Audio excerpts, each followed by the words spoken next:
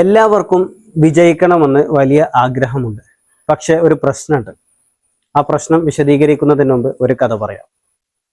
ഒരു യുവാവ് എല്ലാ ദിവസവും ദൈവത്തോട് പ്രാർത്ഥിക്കും, ദൈവമേ എന്നെ വലിയ സമ്പന്നനാക്കണമേ എന്ന് എല്ലാ ദിവസവും പ്രാർത്ഥിക്കും. ഒരു ദിവസം ഒരു ജ്ഞാനി അവനോട് ചോദിച്ചു, നീ എല്ലാ ദിവസവും പ്രാർത്ഥിക്കുന്നുണ്ടല്ലോ എന്നെ വലിയ സമ്പന്നനാക്കണമെന്ന്, നിനക്ക് 10 കോടി ലഭിച്ചാൽ നീ എന്ത് ചെയ്യും? ആ സമയത്ത് അവൻ അന്തം വിട്ടിരുന്നു. ഇതുപോലെയാണ് പലപ്പോഴും നമ്മൾ വിജയിക്കണമെന്നും വലിയ സമ്പന്നനാകണമെന്നും നല്ല പണം ഉണ്ടാവണമെന്നും ഒക്കെ ആഗ്രഹിക്കുന്നു.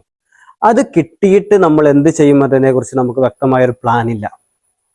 അപ്പോൾ ഞാൻ പറഞ്ഞു വരുന്നത്, നമ്മുടെയൊക്കെ പ്രശ്നം അതാണ്. നമുക്ക് വിജയിക്കണമെന്നും വലിയ സമ്പന്നനാകണമെന്നൊക്കെ വലിയ ആഗ്രഹമുണ്ട്. പക്ഷെ ഇതൊക്കെ കിട്ടിയിട്ട് എന്താണ് ഞാൻ ചെയ്യുക, ഇതിൻ്റെ അപ്പുറം എന്താണ്, ഇതിൻ്റെ ആഫ്റ്റർ റിച്ച്നെസ്സിന്റെ ശേഷം എന്താണ് എന്നതിനെ കുറിച്ച് നമ്മൾ പലപ്പോഴും ചിന്തിക്കാറും പ്ലാൻ ചെയ്യാറുമില്ല.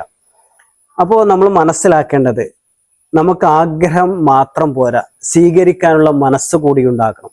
നമുക്ക് വിജയിയാവണമെന്ന ആഗ്രഹം മാത്രം പോലെ, വിജയിയായാൽ ഞാൻ എങ്ങനെയായിരിക്കും എന്നതിനെ കുറിച്ചൊരു പ്ലാനും അതിനുള്ള ശക്തമായ മനസ്സും ഉണ്ടാവുമ്പോഴാണ് നമുക്ക് വിജയിയാവാൻ സാധിക്കുകയുള്ളൂ.